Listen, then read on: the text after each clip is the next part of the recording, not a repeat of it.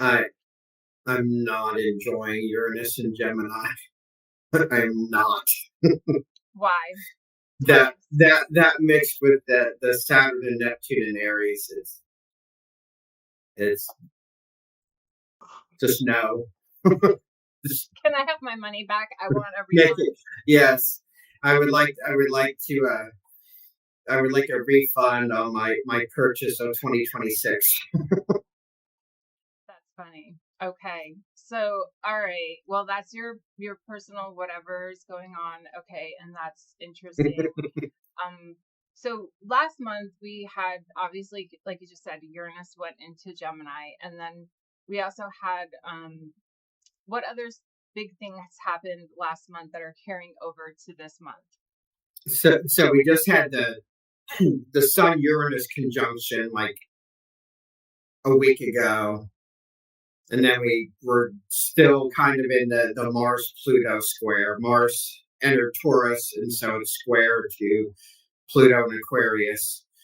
The sun's kind of separating from its conjunction to Uranus, but it is, yeah, it's just like it's super chaotic all day long, almost every day. And the other thing to talk about at some point is with all the outer planets at the really super low degrees of the signs they're in, we're getting these like crazy, insane moon void of course periods. We're not the standard, 4 or 5 hours, whatever. Those are rare. We're getting these like total blackout days that are like fairly frequently. Started like mid-April. It got crazy. Yeah, what you're saying is these void of course moons, they're times of feeling like stillness, right? How would you interpret a void of course if you were gonna tell someone who doesn't know what that means? So the nuts and bolts half of it is that every 2.5 days the moon changes signs. After it's made all of its exact aspects in whatever sign it's in, from that period after its last exact aspect until it enters the next sign, there's a void period, and now normally these are, I mean, it can be as short as a minute. I think that the norm is probably like 3 or 4 hours, 5 hours, something like that. Once in a while, you would get a one that's longer, but just since all the outer planets are in the really low degrees of the signs that they're in, there's not that like stop gap. It's like, especially like when the moon enters a earth or fire or air or fire sign, and makes all these aspects immediately. So you get these short periods of like huge energy where the moon is making aspects to Saturn, Uranus, Neptune, and Pluto, and whatever inner planets are in the air or fire signs. And then you get this long void period because it just burns through most of the of the aspects that it'll make while it's in that moon sign.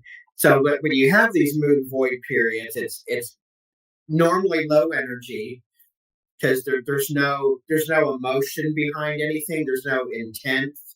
It's hard to focus. So it's not.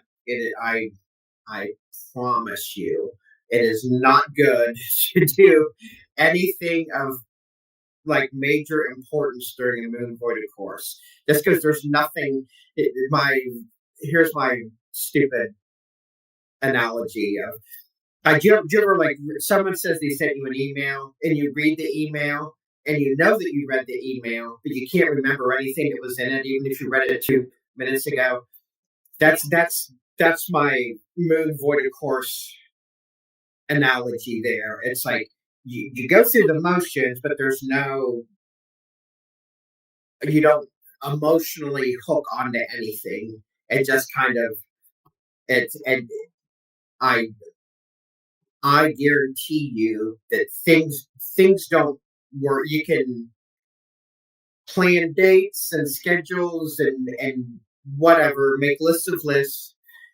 They just stuff does not follow through. Things, they don't come to fruition when you plan or do stuff during a moon void course. I mean, you can cut your grass or do laundry, or if you have 11 hours of yard work or something to do. I mean, you can do that. It's not that you can't do anything, but like you can't do anything of importance because it's just no matter how hard you cross the T's and dot the I's, it goes nowhere, and you end up having to redo it. And so, since all the outer planets are in masculine signs now, the entire planet is an A-type personality now. Everyone you run into all day long, everyone's ramped up and fired up, and they're ready to go a million miles an hour, and it goes nowhere. It's just a bunch of yelling and screaming and people rushing. And the more stuff you do, that like, again, I'm talking like important stuff. The more stuff you do in the moon void course, the more stuff you have to clean up afterwards. Mm-hmm. And none of it works. It doesn't work. But no, I totally hear what you're saying, and I think that the void of course moon, when you do things, it's not quite like when you're feeling a Mercury retrograde situation, where things seem to go a little wonky. It's more along the lines of, it feels like there's no inertia. This is where I've kind of come to understand it. The inertia is not there. The actual thing that gets you going, because when you think about physics is something in motion stays in motion. It's almost like there's a pause in that motion, right? So that's what it feels like to me. And when it's the long ones, it feels like they take you through that moment, or we all go through these periods where we're like, I'm kind of not in sync with myself where I normally am. That's how I kind of feel these void of course moons. My question to you though is, when you do the void of course moons, it's the very last aspect that one of the planets makes to another planet before it leaves the sign. That's the void of course period. Do you use just the Ptolemaic aspects, or do you use the minor aspects at all? Yeah, just the major aspects. The major yeah, the last aspect the moon makes to a planet. So it's just the 5 major aspects. Yeah. And so basically, because as we look at the chart, if you guys can see the chart, as you look at the chart, you can see basically when the moon is at 6, I don't know if I can make this bigger, is it 6 Virgo over here, and Pluto's at 5 Aquarius, of course, Neptune and Saturn. And this is what you're talking about. And Mars, now, you don't use Chiron, I'm assuming. No. Right. And Mercury and Venus move the quickest, of course, so they're a little further. But as soon as one of the planets makes an aspect to one of these, you end up getting that void of course moon, which that lasts a couple of hours. Sometimes it can last a whole day. It's just, I think you said one lasted 30 hours was one of the longest one you remember, something like that. So normally, like, the moon void period will be 4 or 5 hours or 3, but just since April 20th, so just over a month, we've had 8 moon void of course periods that were longer than 17 hours. Wow. And we've had 4, 5 that lasted more than 24 hours. So that's an entire day. Yeah. And so the 8th one is coming. So if you're scoring at home, you can. This coming Sunday morning, May 31st, the moon goes void at 9:21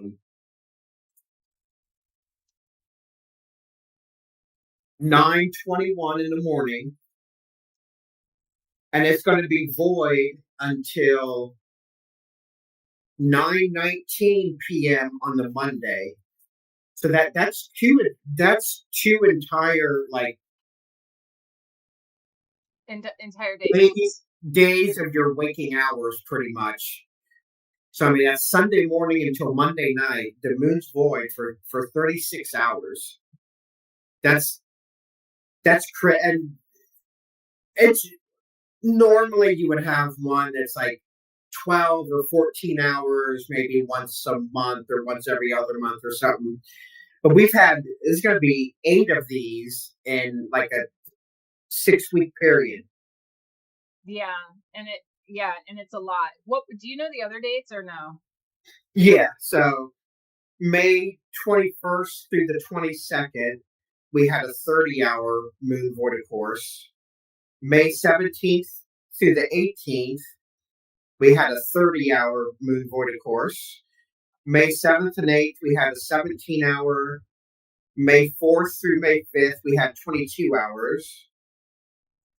April 27th, we had 22 hours.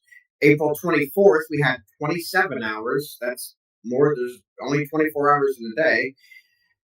April 20th through 21st, we had a 36-hour. Like, that's never happened in my lifetime that I can ever recall. That there's that many at one time. Yeah. I mean, it's just a 6-week period, and that's, 9 days. Yeah. It's like wiped out of a 6-week period.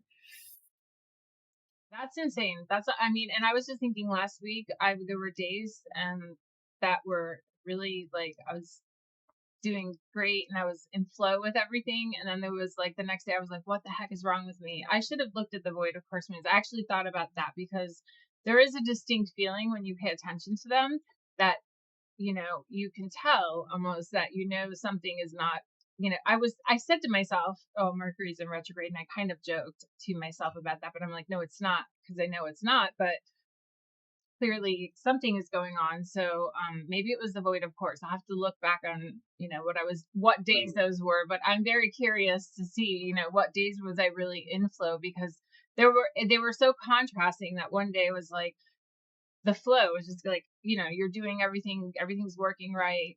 No hiccups in technology because, there's a lot of that going on in life in general, with all of the new technology that we have. So, it was definitely something, but Uranus is also making that, trine to my sun right now, and then also will be going on to the other planets in Aquarius. So I thought it was, maybe it's that I'm tapping into this Uranian energy or something, but maybe it's also then when the dips happened, the void of course moons were going on. That's very possible. The moon recently must have just gotten out of void of course, because it was the beginning of, this is Friday. Let's see. Last night the moon entered Scorpio, like 9:48 or something like that. Yeah, because this is I guess right now, and it's in beginning of Scorpio. So yeah. Interesting. Okay, so and it's making. So there was yesterday there was a 13-hour moon void of course. So from like 7:32 in the morning until 8:53 last night. So that's a little bit over 13 hours. So if there's those days like when you have to get up and go to work and like the moon's void the entire day, like it's hard to get up and move and what. So just thinking back to yesterday, when we're filming this, May 27th was yesterday. So the whole day from 7:30 in the morning till almost 9 at night, the moon was void that whole period. So if you have a normal work schedule, you have to go in somewhere. I mean, the moon was void the whole day. So if you did anything important at work yesterday, guess what? You're going to be redoing it. Interesting. That's an interesting analogy for it too. Yeah. Well, yesterday was very difficult for me. Well, I had web developer problems. I don't know. It was one of those email support type days, and it was a lot of going around in circles, and I got literally nothing accomplished. I got a bug fixed. That wasn't my bug, but it was another bug.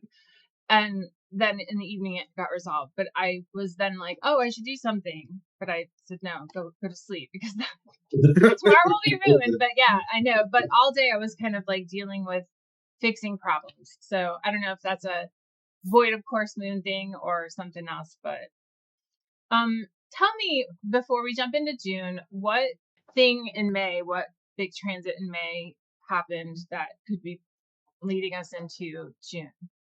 Yeah, so I think that the biggest thing I think was that end of last week there was the Sun Uranus conjunction, and that in at like 1.5 or 2 Gemini, and then this Tuesday, like 2 days ago, like early in the morning, was the Mars Pluto square at like 5.5 Taurus, Aquarius.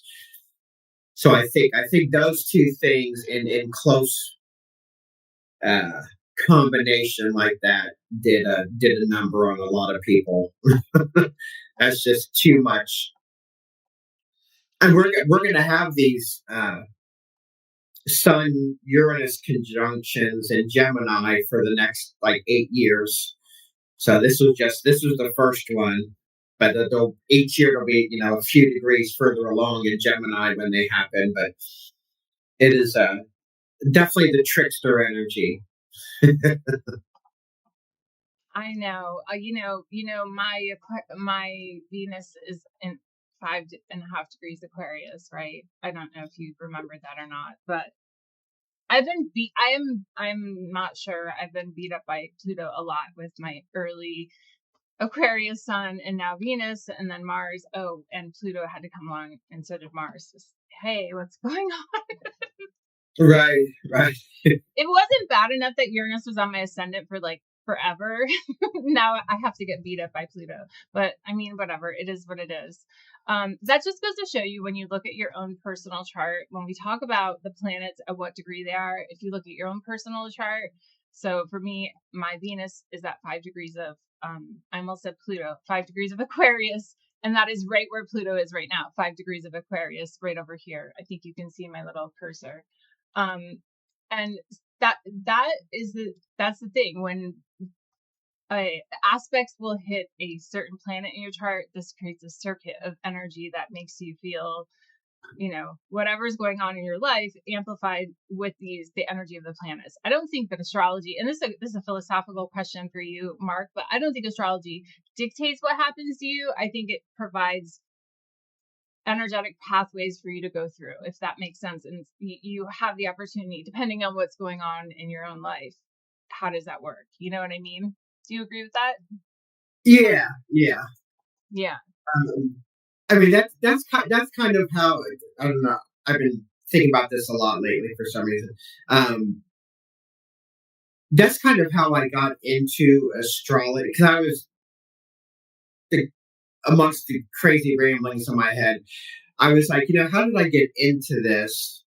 Because I'm around a lot of people like at my day job and stuff that like don't know and just go along with whatever the news says or whatever. And I'm like, how do I get into this? And it was like,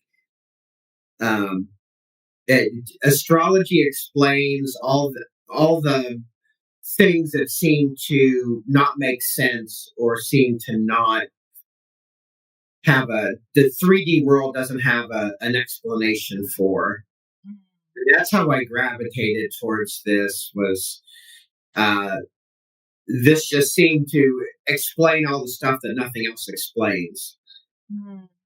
That makes sense. Yeah. And I mean, I was just thinking how I got into it. I was just interested in learning about anything that was kind of not mainstream. That was just my mind got geared to that in like the early age, and then astrology has happened to be one of those things.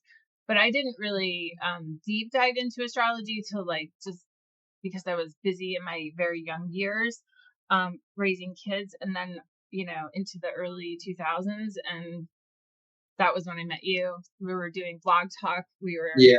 yeah, like that. I mean, that's been like over 20 years for sure. But that's when I dug into astrology a lot more. So it's so cool because it does capture you. And then when you have events such as a big event with the transiting planets or the progressed planets. I don't know. Do you use progressions very much? I do. I use them some, Yeah. probably not as much as I should, but I definitely like. I'll look at my progress chart frequently. Yeah. Yeah. And Well, I stuff mean, like especially that. the moon, I think that gives you a lot. My progressed moon just left Scorpio, which I think the moon in Scorpio is the most intense, at least from my perception, it is. It's very deep and intense. It's not bad per Yeah. se, but it depends on where you are in the world. If you are in this negative headspace, it can bring you to the dark places. If you're in this good Yeah. headspace, it can bring you to the bliss of connecting with the divine, right? So there's the contrast of that. The function underneath is that you go deep, right?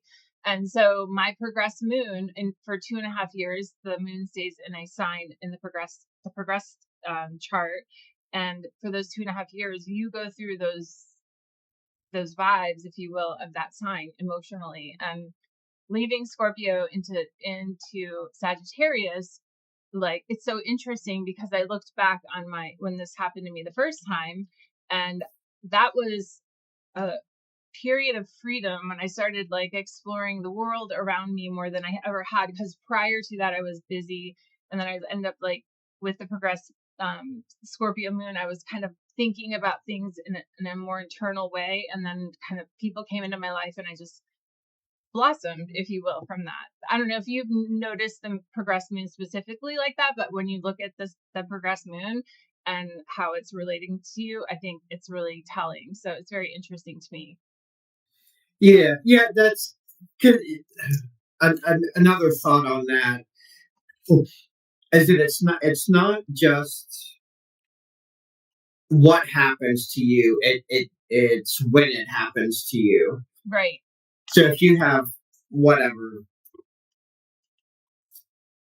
death of a friend or family member or something, like if it happens like when your progressed moon is in Sagittarius, you're gonna um, measure that and respond to it much differently if that kind of a thing happens when your progressed moon's in Scorpio. The Scorpio holds on to stuff, whereas the Sagittarius is more big picture and kind of can roll with the punches better. Whereas like the the Scorpio part, if you like progressed moon in Scorpio, it holds on and processes things on a deeper level. Mm. So depending on one thing, just if anyone's scoring at home again, like look at astro.com or whatever where you can pull up your progress chart. Just look at major life events and like if you have you know two jobs you got fired from or two times you moved or whatever, just look at how you process those differently and like look like where your progressed moon was at that time. Like you'll totally filter that information differently. Mm. Yeah, I don't know exactly how to do it, but yeah, this is astro.com. You can enter in your birth information here and get. So let me just show you where I went. Astro.com, and then charts and calculations, and then just click chart drawing, and you can make an account if you want. I probably have one. I think I do. Or you can just hit this to get your birth chart if you don't know how to do it. I'm using AstroSeek just because it's easy to turn the wheel so we can see it as we're talking about it. But if you want to do your chart, that's a very easy way to do it. I made a video about it too. If you look through my videos, you can see like years ago I made a video. talking about that. But I think it's really helpful to have that printed out. There's probably a progressed part to that too. The progressed, it might be called secondary progressions. And those are that is when it's just a much slower moving chart, and it measures more along the lines of your seasons of your life, And it was interesting when you said that about the progressed Scorpio moon. I know that this didn't cause this, but I did lose 2 family members in the progressed Scorpio moon, and a cat. No, 2 cats actually, and they all passed away in that time. But for me, death is of course, it's very tragic and sad, but at the same time, there's a reverence and a depth and a witnessing of that transition that is heavy and deep, and I think maybe that happening during the progressed moon maybe gave me a different view of that than if it, like you said, if it was Scorpio. So yeah, that's interesting to look at. It's interesting to think too, because what moves in the progress chart so much is the moon, and then the inner planets. The outer planets, you don't even really look at them because they move within maybe a couple of degrees in a year. It depends on the planet. Within a lifetime, not a year. So okay, now that we derailed 3 times, let's talk. And that is my fault. Okay, hi ADHD. No. Let's talk about what we've got going on for June. So June 1st. Well, is there anything in the end of May that you wanted to talk about before we got to June? No, I just that Sun Uranus conjunction is chaotic, and then the Mars Pluto square is more like transformative, and kind of the opposite of fast moving. So are you ready to start? I guess we can start. We start off the month with Mercury going into Cancer. Mercury going into Cancer. What do you have for us with Mercury in Cancer? What is that like? So Mercury is your mental processes. So after Mercury has been in Gemini, which is one of the 2 signs that it rules, that's lots of, Mercury in Gemini is the social butterfly. So Mercury in Cancer is much more sensitive and emotional and nurturing, and it's definitely moves a lot slower than Mercury in Gemini. So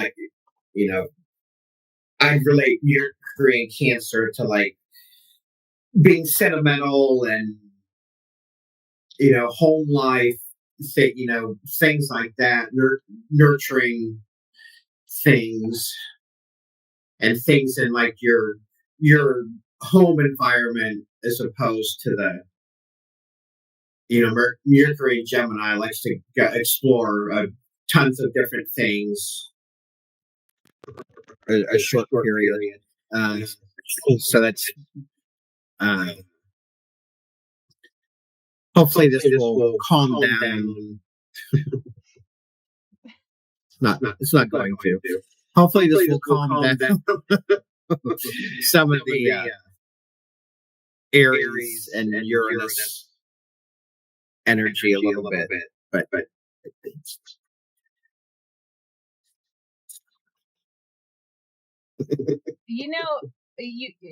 the sound went a little quiet there for a second. I did that. That was me. Is that intentional? You're effing with me now? Okay, so I always think about Mercury and Cancer having also a more sensitive, intuitive type. When you think about Cancer is ruled by the moon, the feeling of Mercury, the mental planet in Cancer, having this more feeling communication style than even a communication style that's overt, out there, like Gemini going 100 miles an hour in different places. Kind of the idea of Mercury in Gemini, although Mercury is ruled, Mercury rules Gemini. I said that right. They behave, right? But there is this flow of communication that's quick and goes in 30 directions and is okay, but like you said, it slows down and it brings that sensitivity to it, to the communication. Don't you have Mercury in Cancer? You have something in Cancer. I, I, I have a stellium. I have Moon, Jupiter, midheaven, and the late degrees of Cancer. That's right. I knew that. And I just had to think about it for a second, but you're right. Yeah. Moon, Jupiter, and your midheaven. Yeah, that actually makes sense too with you. So then, since you have those planets opposite, or well, where Cancer is, Mercury is going to be going over Cancer, but it'll be later in the month because Mercury just enters into Cancer, right? So when that happens, your thoughts are activated by the planets in which they're going over. Is that how you would interpret that to someone? Yeah, absolutely. And you're able to whatever planet Mercury is aspecting or going over, you'll communicate that better. So like if Mercury is going over your Mars, what people are going to get is the angry side of you. If it's going over your Venus, they're going to get the loving side of you. If it's going over your Uranus, then they're going to get the shocking side of you. That's a great way to put it, though. But thinking about it from that perspective, that gives context to it. Yeah, that makes a lot of sense. Interesting. And then the zodiac sign layered on top of that gives you like an energy on top of it too. Yeah. Right. Very cool. That's a great analogy. Okay, so that'll be going on for probably 3 weeks or so. Mercury in Cancer. It switches later in the month. Oh, actually, it's moving fast. It is moving fast. It moves super fast through Gemini, but actually it slows down. We've got a much longer Mercury. All the Mercury retrogrades are in water signs this year. Oh, that's right. They don't even go back into Earth, air signs, right?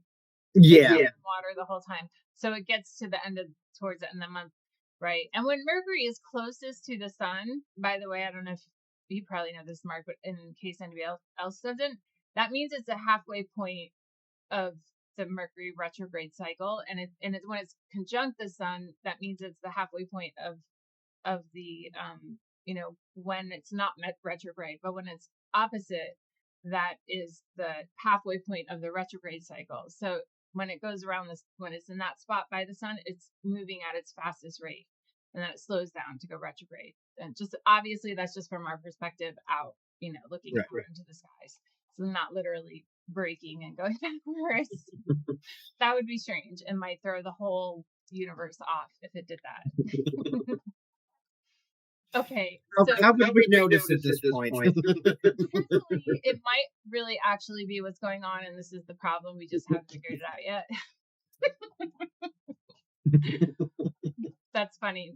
Okay, so let's move on. We have on the 2nd, Sun sextile to Saturn. So Sun in of course in Gemini, sextile to Saturn in Aries. So right here we see that forming here. So that'll just be a day away. Sun sextile Saturn. I think that gives us the ability to stabilize something that we're thinking about, that's in our everyday life.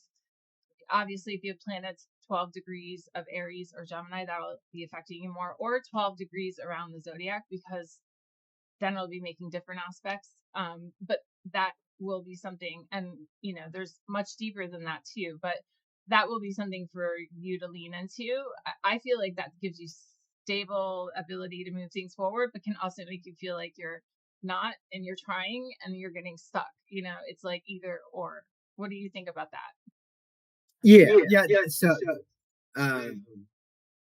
any kind of Saturn transit, like aspects to or whatever, I think those are good days to put things into play. But I mean, unless it's like a square or something, but in general, that's a good time to put Sun sextile Saturn would be a good day to put something into play that you wanted to start, or to of course, Sun in Gemini can be lists. So Saturn could be making actually writing down the lists that are in your head.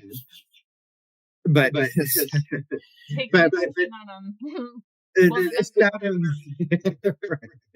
Saturn rules our 3D realities. So on days when you have positive aspects to Saturn, those are good days to actually start a project or getting something flowing where you need to get something into a solid form, a solid structure.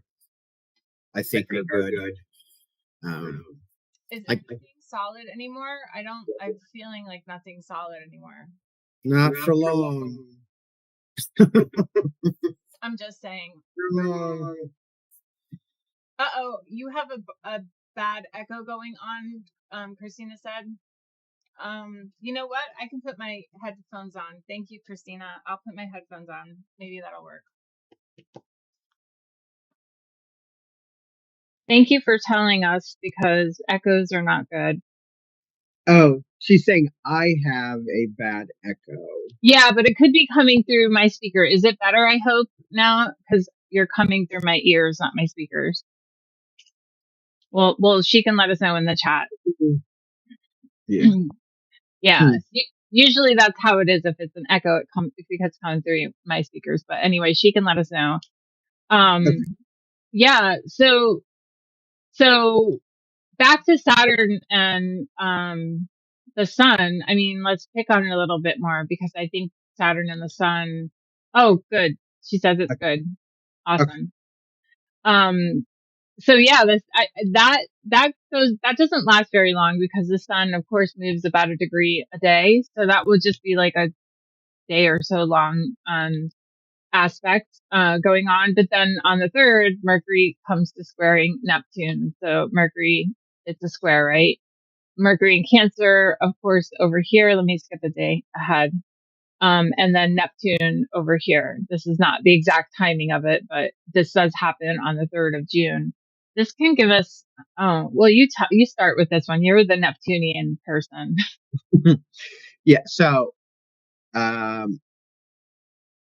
being a multiple Cancer person, I would tell you that the Cancer energy does not fare well when mixed with an Aries planet. And so the Mercury in Cancer is very quiet. The Neptune in Aries is muffled screaming in the background. So when Mercury is square Neptune, people's perceptions of things are not accurate, because Mercury is your mental processes. Neptune is the subconscious, and Neptune is the pink fluffy clouds. And Neptune is full of vagaries. So Mercury square Neptune is something not being mentally processed properly. Well, yeah. Whether it's news events or whatever, it's not. You're not perceiving things as they are, or there's a big miscommunication.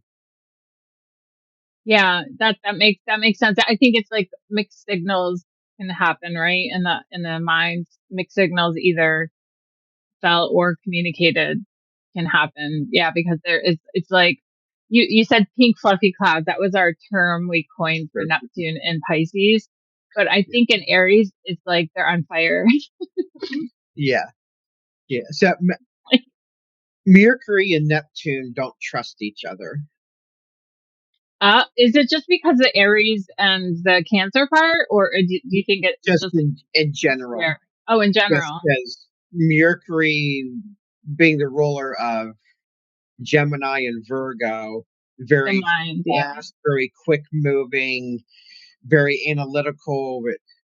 Whereas Neptune, being the ruler of Pisces, is much it's about vagaries and It's not clear. Yeah. it is not clear. It's up for debate. Whereas Mercury wants to make decisions and move forward and keep analyzing things. Neptune wants to sit where it is and take in the whole thing. Immerse themselves. Yeah, Yeah. Like yes, seep through, right? absolutely. And I can give you um, I'll give you a personal example of the Neptune energy is like I didn't go to college or anything like that. I mean, I graduated high school, but um, I could never sit and do the Mercury processing of Pisces people don't learn how other people do.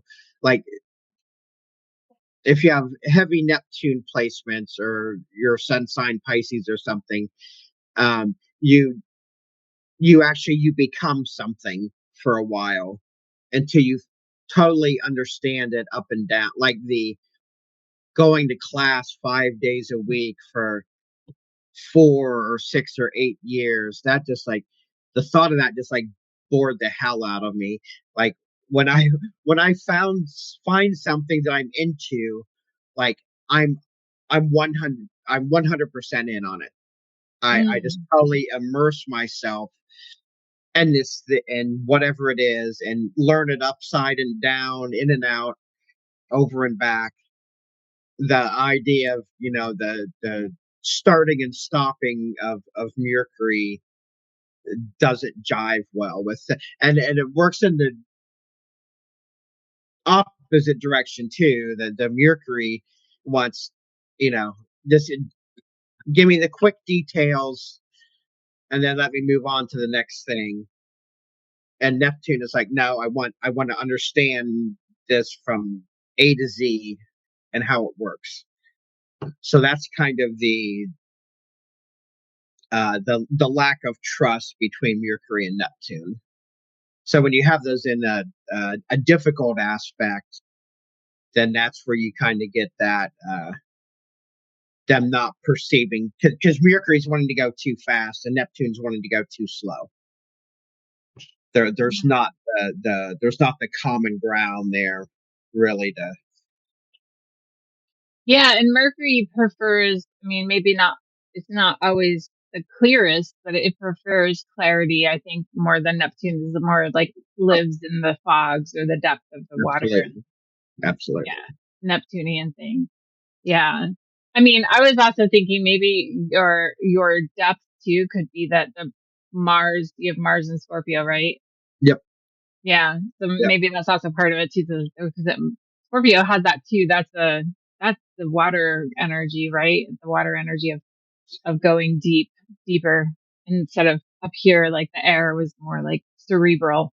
yeah. I Yeah. did just another. Here, I'll just throw in another little personal tidbit there since you mentioned that.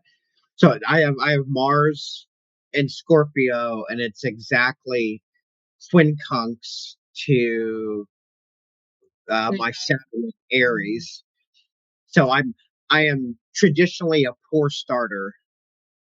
I'm not good. I'm not a morning person. I mean I get up early because the dogs wake us up or whatever, but I'm not a morning person, and I need my coffee before the onslaught of the day starts. I'm just not good. I'm not good before that. But then, like once I can establish and get into the groove, then I outperform over the course of the day, but I underperform in the morning usually because I'm just not. I have a startup problem with the Mars Saturn quincunx. I have to force those two to work together. That's understandable. My Mars in the 12th house in Taurus totally vibes with that Yeah, because I have been liable to like go to make myself coffee and feed the cats at the same time. So I've got the coffee machine and the cat bowls, and I'm here dumping beans in the cat bowl, and I'm like, oh, whoops, wrong thing. So I have to start over. I've done that more than once because I'm trying to make my brain start like catching up Right, with the physical reality of my body. It's like, ugh, right, yeah, so I can understand that. But the long haul, like you said, that I'll see it to the end, and I might even go past, because that's that staying power of Saturn, right? That you're talking about right, having the ability. Yeah, I have right. that same kind of vibe too. And in the second half of the day, when everyone else is winding down, I'm still like, oh no, I'm just now getting into the flow. Right, and then I'm like, oh, I have to go to bed, or I'm never gonna wake up. Right, right, right. That is exactly me. Funny. So, okay, let's go back to the next thing that's going on. This is the ninth. So we have a Venus conjunct Jupiter in Cancer. Ah, that's really sweet. That's going to be a nice energy on 26 degrees of Cancer. If you have any planets at 26 degrees, that's going to be a nice energy for you. What are you feeling about that? Yeah, no, that's that's what I'm actually looking forward to. My Jupiter is stationary at 24 Cancer, and then my midheaven's 29 Cancer. So it's right like at the midpoint. Yeah. Yeah, so that's one of my very few feel gooderies for the year. There's not a lot this year. Maybe you and Lauren should like go out to dinner, have some romantic evening or time during that time. So that's what Jupiter makes things big, and Venus makes things emotional. Our emotional connection are what we're attracted to you. So expanding relationships, connections, whatever. And since it's your Jupiter return there too, and also your midhaven, go do something fun. Yeah, that's and And Cancer is very food oriented. Cancer and Taurus are the two biggest food oriented. I'm very trainable that way. you're like my cats. I get trained them with Yeah. the food, shake the bag. Yeah, so just even Venus conjunct Jupiter in any sign is that's about as good as you can get for a planetary combination. I mean, that's a very positive because Jupiter is optimistic, Venus is sweet, so that's a good lineup. And if you've got stuff into 26 degrees of Earth or water signs or whatever, uh, that's definitely a good day to put things in play. Mm. So after that, we have Mercury square Saturn. And I think that's when we have to start making lists because Mercury squaring Saturn is, I think, our list making thing. Yeah, But let's see, where is Saturn? Where is Saturn here? Oh, Mercury here. There we go. Squaring Saturn. Is that the right? Yeah. yeah. Mercury in Cancer squaring Saturn in Aries.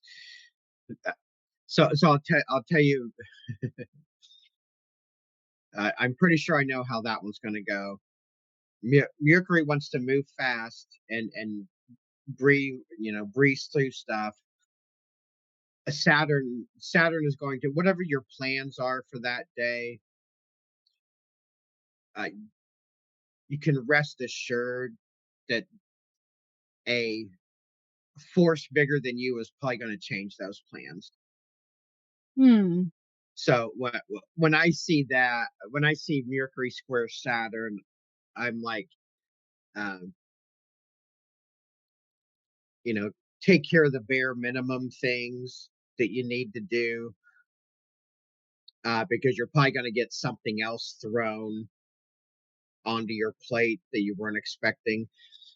And I'll tell you too, you can probably because that's at 1:39 in the morning. So I'm going to say that probably the main effect of that is maybe going to be felt on the ninth, the day when the Venus Jupiter conjunction is. At very least, with that, you're going to have to reshuffle your plans one or both of those days a little bit. Mm-hmm. Yeah, that makes sense, and it seems like there would be the ability to have focused concentration then, but it might come out like as in pressure, right? Don't you think that could be Yep. like some kind of pressure? Wasn't that the one that you said would be the list making? No, was that Mercury and Saturn making list, or was it Mercury and Virgo? Oh, I think, yeah, probably both would work. Probably both would work. I would guess that's going to be, you're going to try to go through with what your agenda is for that day, and then you're going to be stopped against your will to pay specific attention to one specific thing Mm. instead of breathing. So that's not like, if I had a bunch of errands to run, I would not. That's not a day I'd go run a bunch of errands, because Mercury square Saturn is, you're gonna get stopped and forced to focus on one or two things and not just run all over the place. Like you get a little locked in, right? Yes, That's yes, what you're saying. Yeah, that makes sense. I mean, and you could use that for a good reason, like if you're trying to focus on something. But that makes sense, not wanting to have too much like external stimulus going on too. Yeah, it yes, might help. yes. And then we move on a couple days. We have Venus. I think Venus goes into Leo on the 13th. So Venus enters into Leo, mark of summer. Well, not quite, but Yeah, um, very close. very close. Yeah. I think Venus entering Leo is wanting to have fun. Mm. Yeah, it's wanting to have fun. Yeah, it's wanting to have fun. And Venus stays into Leo for how long? Do you know? So that usually Venus stays in a sign for about 3 weeks, similar to Mercury. Mm-hmm. Let's see. I'm gonna look Venus into when does Venus go retrograde? I don't remember the last time it went retrograde. It's been a minute. Oh, I, till July 9th. oh, It's there. we do have a Venus retrograde, and it's October. It happens in October, and it's in the lower degrees of Scorpio and through the higher degrees of Libra. Actually, in October, we've got a Venus and Mercury retrogrades, both in Scorpio. The Venus jumps back into Libra, but the Mercury retrograde's totally engulfed in Scorpio. Mm. And it's there all of okay, it goes back into the middle of November. Oh, great. It gets all the way back to 22 Libra. Okay, that's interesting. Oh, Venus is an interesting retrograde planet because it only goes retrograde once every about 18 months or so. Isn't that right? About once every 18 months. Yep. Um, so, but all the other planets go more once or more times a year. Mercury goes 3 times a year. So that's why we're always like Mercury retrograde. Oh no. But yeah. So right now, though, as you can see, the only one we have retrograde is Pluto right here, the one that's in red. So, okay. What are you thinking about? Well, we said Venus in Leo, so it's going to be there till July. That's time for expression, creativity, wanting to be appreciated, wanting something. I don't know, the Leo adornment thing, I think is also true. And that's there till July. So that'll be an interesting energy for all of us, especially if you have planets in the Leo sign or Aquarius, any of the fixed signs really. Um, and then on the 16th, Venus comes to trine Neptune. What do you think about that? Neptune, like one of its levels is like idealism. So I think Venus trine Neptune is a good time for like manifesting, like maybe not putting things into place, but um Mm. visualizing what you want something to look like, or what you want, um, and I just, let's see, what is that? For Leo Aries. So yeah, so to me, that's a harmonious. Venus and Neptune are both kind of tend to be, pleasant planets that tend to, so that to me, that's just like imagining how you want something to work out, or how you want a direction you want things to go. Um, like on a personal level, I think people should feel like harmonious at that time. Hmm. Um, You see too, I was just looking. If you see, Venus is still kind of opposite Pluto there too, right? So, I mean, it's yeah, a little, not exactly, and it's coming to get there exact to it. So we've got that going on, but it's also just before this was connecting with Uranus, which is over here at 2 degrees of Gemini. So there's this Venus, Uranus, Neptune, and then there's also a Pluto energy. At some point, this would be what we would call an isotrop in vibrational astrology. And it's when the four planets make these same aspects to each other, and they're symmetrically in the chart together. This means they're working with each other. So there's an intuition and a deep dive, because it's got all of these outer planets. Intuition, I say, with the Uranus and the Neptune part of it, and then the deep dive with the Pluto part of it. So that's all working during this time. I would say that's probably one of the stronger aspects or stronger things that we would look at for this month so far. There might be others that we haven't talked about, but so far this seems like it's going to be one of those times in the days surrounding June 16th. And it's not even it's like a lot of things have been going on that are difficult, but maybe it's not even a bad thing. It could be used for something sweet and something energetic that you want to express. So they're kind of all working in a balance in that mid-month time. yeah, Yeah. no, definitely. It's good though. Don't you think that's positive? It's almost like the calm before the storm, because July is a little bit chaotic, or chaotic. Oh, Did I just make up that word? I I don't know. I don't know if I've ever seen that big aspect we have coming in July. I don't know if I've ever seen that before. But yeah, I agree. So July is a little bit on the more chaotic. So enjoy it. Enjoy the Yeah. middle of the month. We have on the 19th. So the next thing we're going to talk about is Chiron moving into Taurus. So Chiron moves into Taurus. Chiron's over here on the chart. He's at 29 degrees. Chiron moving into Taurus, for anybody that has Taurus planets or Taurus placements in their chart.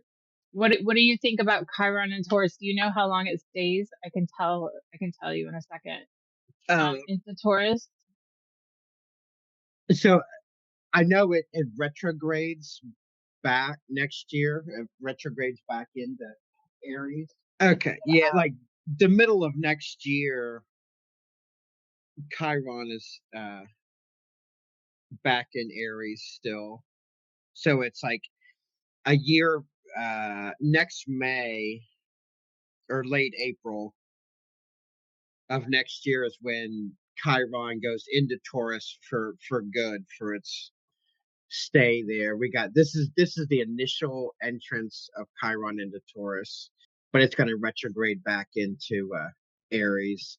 So Chiron in Taurus is going to be, it should be less chaotic than Chiron in Aries has been. Um, but to Hmm. me, Taurus is kind of like your immediate surroundings and stuff. It's more about your day to day stuff, how you're able to provide for yourself, how you're able to. Taurus is money and food, and so to me, like Taurus is like your immediate needs, like your day to day. needs and concerns. So to me, that Chiron entering Taurus is gonna kind of be where you have to make shifts and adjustments in like your daily life, like your immediate surroundings. Whereas Chiron in Aries has kind of been setting boundaries. I think is what Chiron in Aries has been about, is where to set boundaries. That's been one of the themes, anyways. Whereas I think Chiron and Taurus is going to be more personal and less about conquering and more about internal shifting. Because Taurus being ruled by Venuses, and it does have to do with love and relationships, but it's kind of the bigger level of Venus and Taurus is how do you feed, clothe, and house yourself, your personal resources and things like that. And I'd say with uh, kind of the way things are going on a global scale, I think this kind of fits in with think local, not global. Mm. I think is a good way to look at that. Like long-term stability involving healing or like things that you personally value or something like that. Yeah, yeah. Yeah. So And like maybe a healing towards that. When did you say it moves out of Taurus? Do you know? Or maybe you didn't know. oh, I uh, looked at Sirius and I think it says 2033, but I don't know if that's right. I might be doing that something wrong. that's probably correct. That's when it goes into Gemini. So I didn't know it was actually that long. It stayed that long in a sign, but clearly I don't know everything. Uh, Thank uh, God. yeah, 2033 is Yeah, like mid or 20 20. 2033 Yeah, 20, and actually it does a retrograde at the, so it's actually May of 2034 when, when it finally moves out. So this is yeah, a longer haul then, and that gives ideas about healing, stability, the standard everyday life things, value, those things. That's interesting. so Um, Chiron stays in a sign. So it takes Chiron 50 years to go through the zodiac. Because of where it is in the ecliptic, it takes a lot longer to go through some signs versus others. yes, I know you have your Chiron return about 51, 50, 51. Yeah. Yeah. So that will be interesting, the change with Chiron. I've not really tracked Chiron as much as other things in the chart, other anomaly type, not typical planets, I should say. So it'll be interesting to see what shift is going on with that. um, okay. After that, on the 21st, we have the first day of summer in the northern hemisphere, first day of winter in the southern hemisphere. That the sun enters Cancer, and that's on the 21st. Um, very interesting. So the 21st, when the sun enters Cancer, I'm curious, do you do any kind of things with yourself when the seasons change? Do you have any kind of like internal, do you kind of go with the flow? No, I don't really do that, but I do try to, most of the time anyways, I try to, whenever a planet changes a sign, like I try to lead with what what I would want the ultimate output of that to be. It's like for me, like Sun in Cancer is like, that's food. Cancer and Taurus are food. So uh, I find I find that when the sun, the sun, or particularly like the moon, too, like on a more common basis, like when the sun or moon are in Gemini, like food is sketchier. Like I'm more I'm more likely to go to a restaurant and have a bad experience when like the moon's in Gemini or Virgo or something because it's not it's not going to be prepared properly. Oh yeah, that's scary. I I promise you, I have tested this theory thousands of times, and it's accurate. um, so yeah, I know I'm gonna be more food oriented than normal once the sun enters Gemini, and this has never made sense to me. I'm sure I've mentioned this a million times, but like that's actually like the first day of summer is actually when the days start getting shorter, like the day after that, Yeah, which always seemed like that always weird, seemed right? like crazy. Like Right. you would think, oh, first day of summer, the days are going to start getting longer, but no, we're getting close to where like we're the longest. These are the longest days of the year as far as amount of sunlight that Mhm. we're going to have in the northern hemisphere. And Leading then up so to the after 21st, yeah. yeah, yeah, and then after that they start slowly getting shorter. I never thought of it like that, but that makes sense too. And I did think about it winter wise because the 21st or so of December, the day it happens the opposite. The days start growing, but that's the first day of winter, And I have Right, thought right. about that being weird, but I never turned it around into the summer one either. It But seems like it should be the reverse of that. right, it does, I yeah, mean, just like logically thinking, it seems like it should be the reverse of that, but it's not. yeah. Well, that's the shift in our seasons, right? And that's our growth. But I mean, it's good to do spring cleaning. I don't know. That sounds weird too because you don't do spring cleaning in the middle of summer. But to me, that seems like a summer type of thing to do. Spring cleaning, get everything kind of organized and yourself um, inside, outside, internalized, externalized, all syncing up. So um, That makes more sense to me too. Is like the like spring cleaning like in June because like here like in Ohio like it's rain like the spring it rains and it rains and it rains and it rains and it rains and it's like sometimes on like March 20th like where's the first day of spring like you don't want to sometimes it's cold still it's almost always exactly, yeah.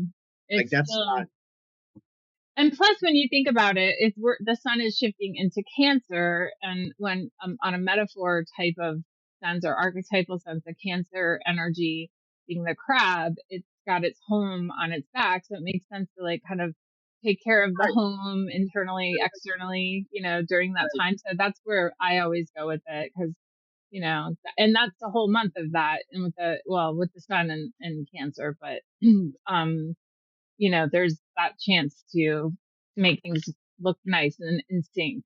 So, yeah. The next thing is on the 25th.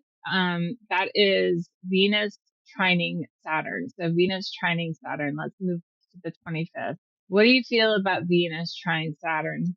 so to me that like Venus trine Saturn is that things flow well and like harmoniously. So like um going back to the I don't know. I guess we're gonna talk about cleaning more.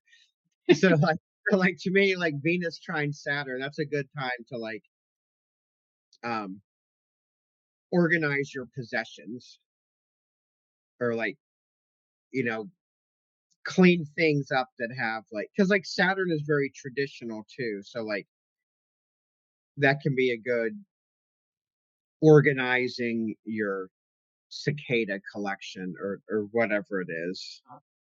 So I mean, it's that's never gonna die, is it? Um, so to me, that's like putting things in place, and like Venus is like your home, your comfortable surroundings.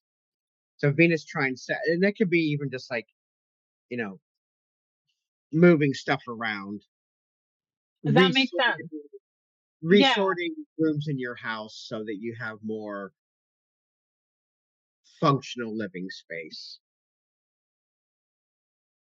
Well, that makes sense too. Is that Venus is that stabilize, that emotional attachment to something, and then Saturn is that stabilizing thing. So stabilizing the home, stabilizing the something that you feel connected to, yourself. That's all a relationship to commitments. Those things. I think that makes sense. Being that it's in Leo and Aries, both the fire signs, that this is the opportunity to put some energy towards it too. So I think that flavors with it like, hey, do something with this. Don't just sit on it, make it happen. But Venus trine Saturn is nice. I think it's um, a nice energy. I like Venus and Saturn together, although I know they're not always easy, but I think it brings about a realness, and with that trine, the flow wants to happen. So a realness to whatever is in front of you, whatever that you're attracted to.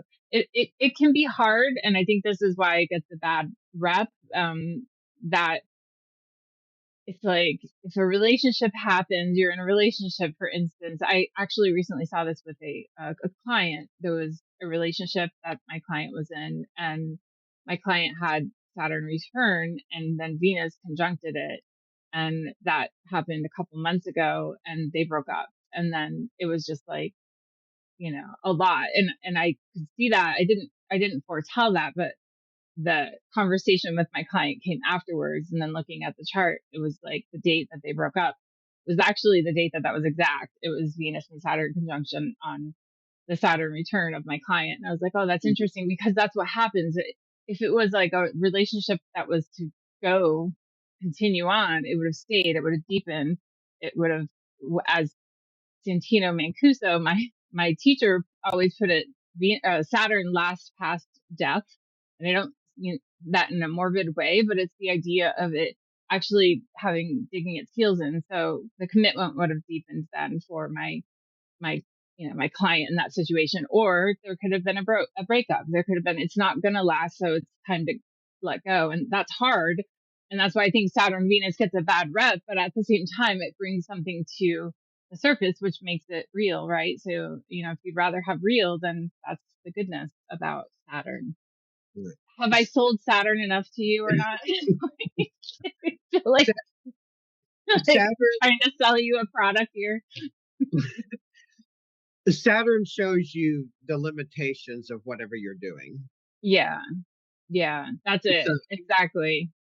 So just like on that vein, I've noticed every 7.5 years, Saturn will square the where it was Yeah. 7.5 years ago. So, looking back at like work history and stuff, I was like, you know what? Every like 7 years it's not that I got fired or changed jobs, but like maybe um at those 7 year intervals, maybe your boss changed, or maybe your boss got fired, or maybe the company you worked for moved to a different building. But there was always a change at that 7-year mark. Yeah.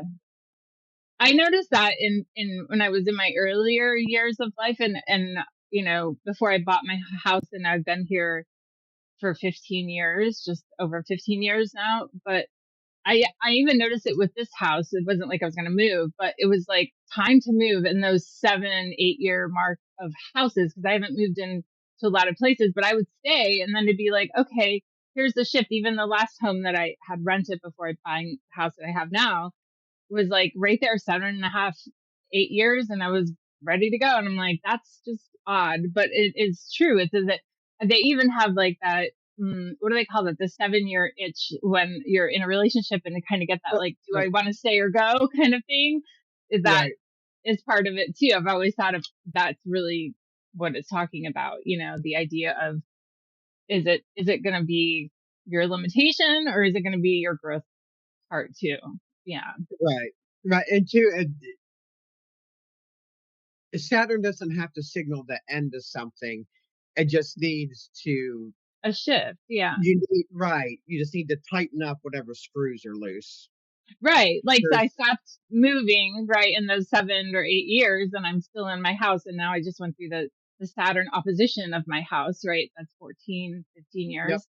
So Yep. there, I'm like, okay, so then there's a shift for me in that too. But, looking at it, it's just, where are you at? Where are you focused? And I think Saturn does that. It gives us our relationship to time too, because it moves slow. So it gives us a relationship to our cycles, our, more than any of the other planets. I feel like Saturn does that, but maybe it's because I'm very Saturn, oriented person, possibly, but that's where that comes from, is that mm, paying attention to the timing of things. And I think Saturn gives us that ability to see, is it this something lasting? Is it not? Does something need to change or adjust in it? So, that Venus trine Saturn that happens might bring some awareness to, like, what needs to change? What can I do to stabilize something, or, you know, let go of something so I can bring something new into my life? Either way, it just depends on where you're going on in your life right now. Yeah. So then we have the fun starts towards the end of the month. 6/28 is when we have, dun dun dun, we have Mercury in retrograde. It happens on the 28th, and that happens in Cancer. Um, this is about a 3-week time period, right? Mercury retrograde. Yeah. So the funny thing is that uh, Mercury goes retrograde at 26 Cancer, and that's where the Venus Jupiter conjunction was early in the month at 26 Cancer. So Mercury's going to station at that Venus Jupiter conjunction point. Hmm. So that's uh will maybe kind of bring back into focus whatever happened on the 9th, that may revisit that. So that Hmm. Yeah, that's interesting. Oh, this is set for GMT time, so the timing is a little bit off on this, compared to Eastern time.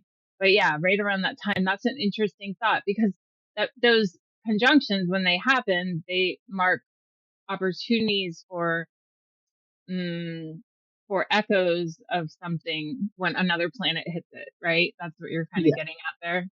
Yeah. Yeah, I think of it as uh, setting up the bowling ball pins. The pins are set up, and then when the other planets come by and hit those degrees, then Yeah. you see the return to of whatever the events of the earlier day was. Hmm. Yeah, and that was the planets were Jupiter. I mean, yeah, there were Jupiter and Venus prior, and then it's Mercury retrograde. So and it's in Cancer. So revisiting emotional patterns, conversations during the Mercury retrograde time, which Mercury stays retrograde until, this is July 23rd, or about, because it's not the exact time, as GMT, as Eastern time, which is what I'm in right now, and Mark's in, but it's it's right about that day. So this goes all the way back to 16 Cancer. So if you have planets that are from 26 to 16 Cancer, this is going to be affecting you more than others. And look how slow, when you just look at Mercury, how slow it kind of moves. It's in 26 for 2 degrees, and then it's in 25 for several degrees. It's slow during this time, right? And then it ends up picking back up, as it keeps getting towards the center, and then it ends up slowing down again to go retrograde again. So sometimes when you're right at the station period, which is actually just a moment, but when you're in that degree, sometimes it can, if it's in the early degree or the late degree, when it goes retrograde, it'll stay in that degree for a couple days. And that's not typical of what Mercury does, but just because of the retrograde cycle, it acts that way. So it's more intense for those couple days, is where I'm getting at with that. So that's Mercury station retrograde. And then the same day we have Mars sextile Jupiter, on the same day, the 28th. So where's Mars and Jupiter at here? Mars. Oh, 29 Taurus. that's going to be fun. Yeah, that's sarcasm too. If you didn't know sarcasm, I'm a Gen X. I can't help myself. So there's Mars, and then it's sextiling Jupiter. Where's Jupiter at? Oh, there you are. Okay, so there again, you see this pattern in the sky, and this is what leads us into July. But Mars sextiling Jupiter, that's big energy, that kind of thing. What do you feel about Mars and anything specific? Well, I mean, yeah. So Jupiter amplifies anything that it touches. So, but like Mars is pretty calm in Taurus, and Jupiter's pretty calm in Cancer. So, too, I mean, that's like right before Mars leaves Taurus for Gemini, which is a dramatic uptick in speed. And then Jupiter's about to leave Cancer for Leo, which is also a big uptick in energy. So, like Mars in Taurus is pretty stubborn and slow moving. Jupiter in Cancer is very uh, so that's like the last couple days of like the year-long Jupiter and Cancer transit. So like Jupiter and Cancer is concerned with home life and self-nurturing and that kind of stuff. So to me, that's kind of the last few moments of that energy that, and that like after that, all the planets are going to be in the sign that they're going to be in for the big July, whatever that's going to be, whatever that's going to be, but it's going to be big. um,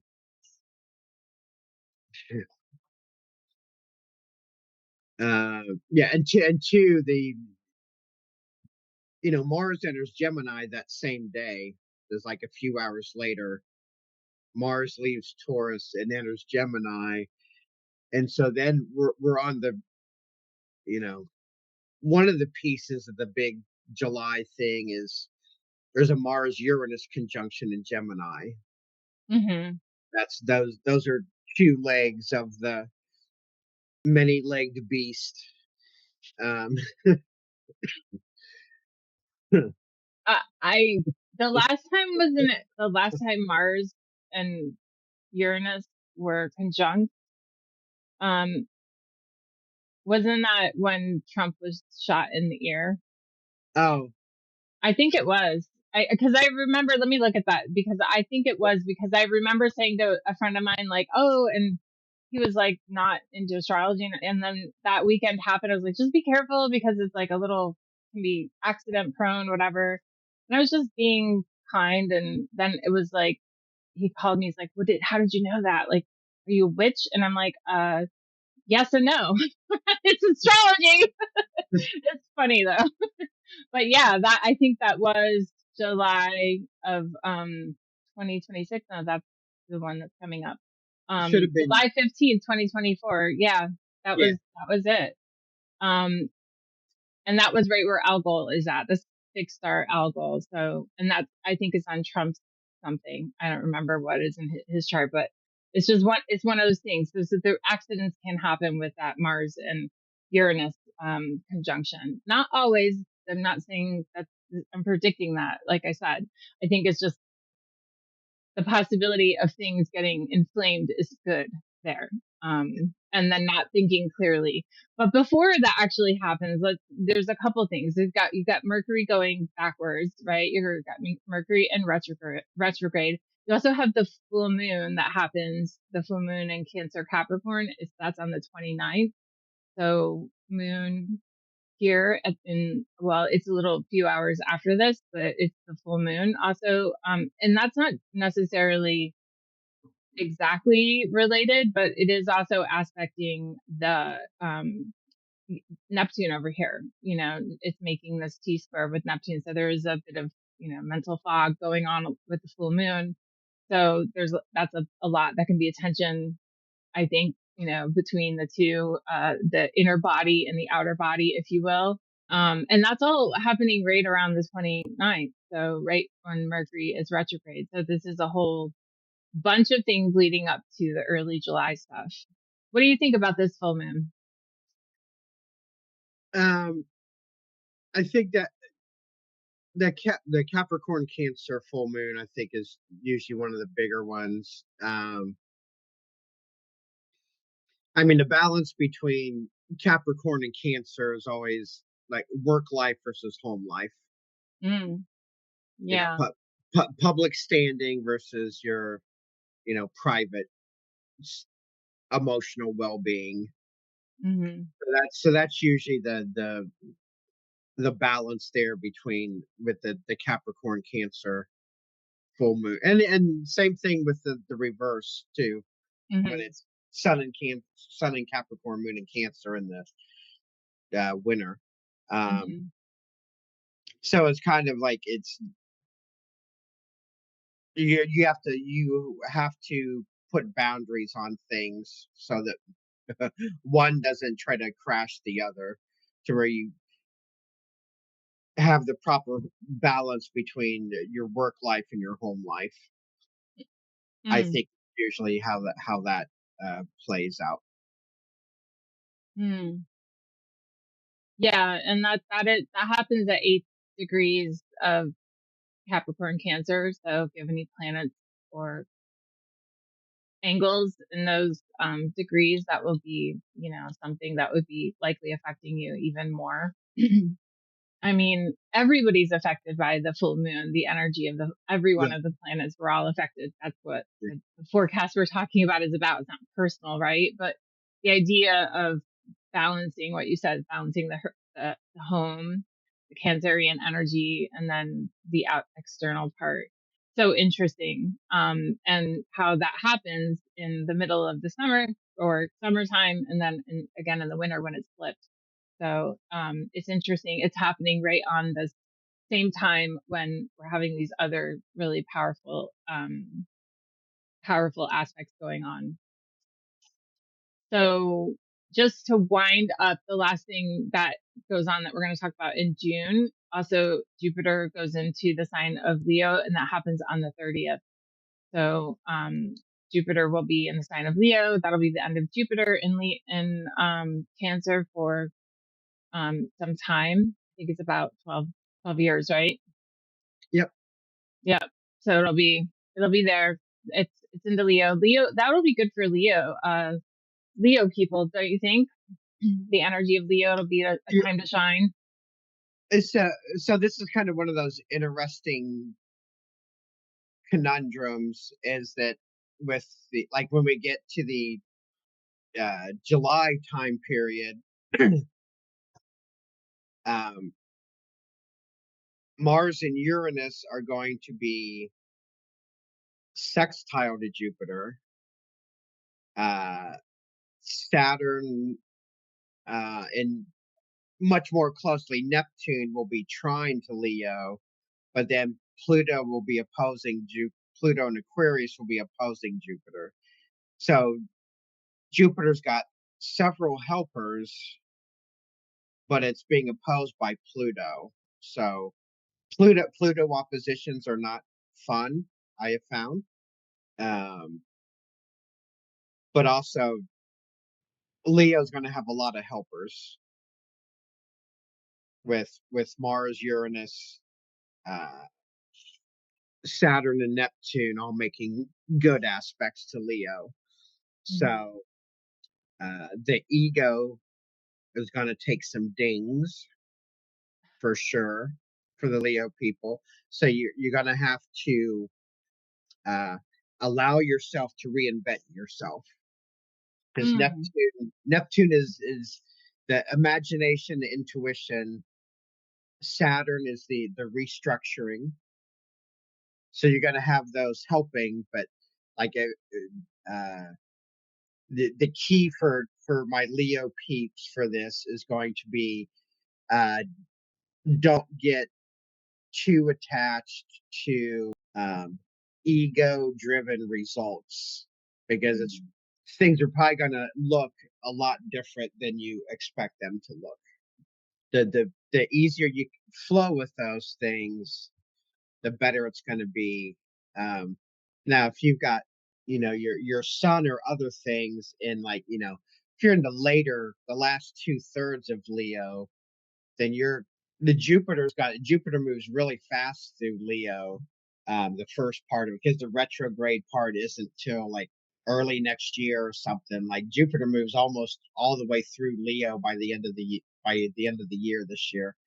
And then we have the retrograde early next year. So I mean, we still get a year of Jupiter in Leo. It just really burns through the first 3/4 of the sign.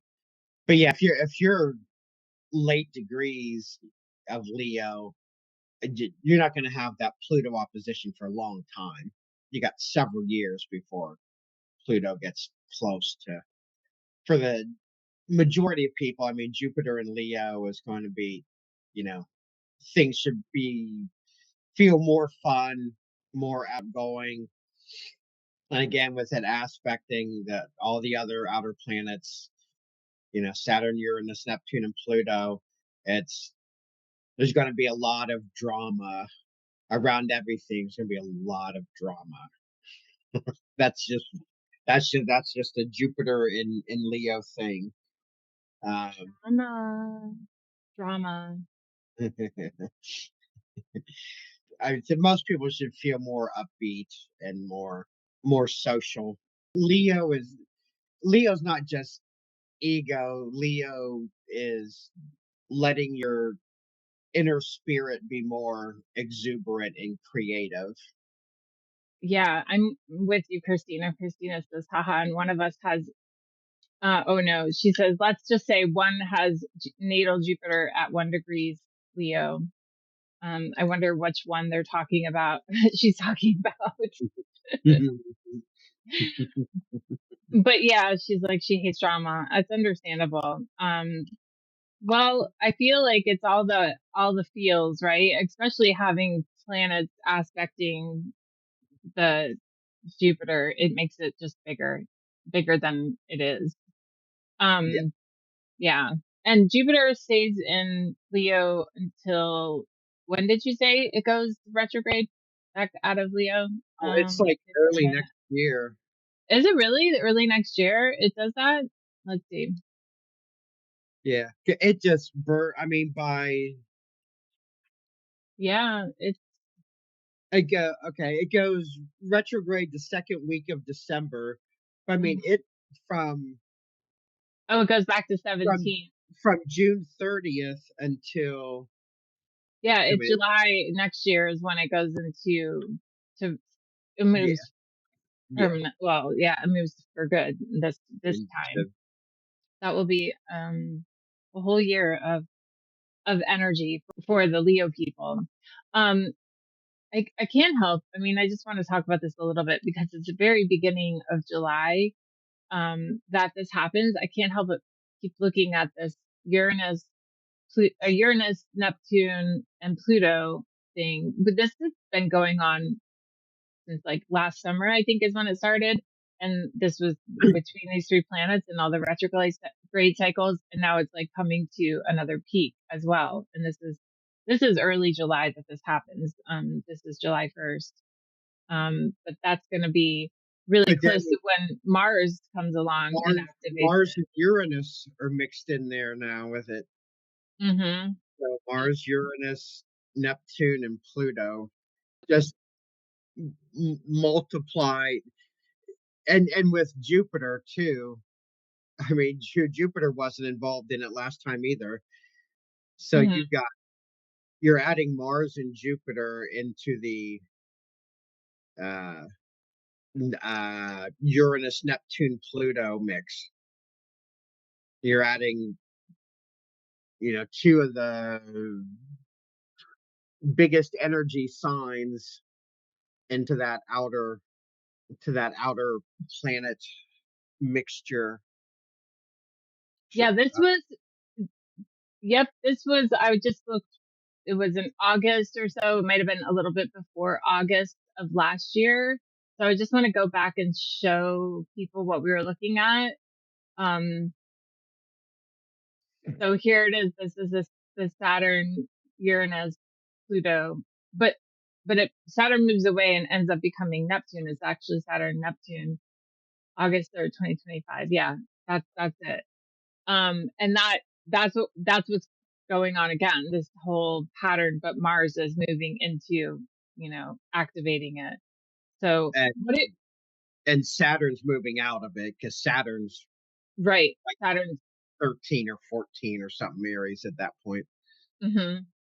And I mean, what I was thinking is like, whatever was going on this time last year, this is like middle summer last year, like there could be more revisiting those types of things to iron them out. Would you say that's a fair thing to say? But it might be more intense, right? Because the Mars aspect of it.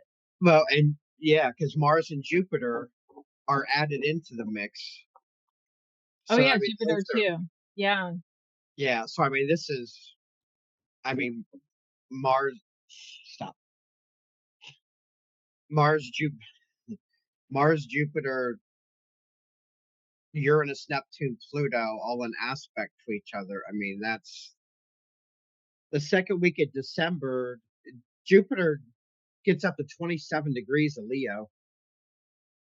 I mean, it moves almost the entire way through the sign in 6 months. Mm-hmm. So I mean, it just blasts through.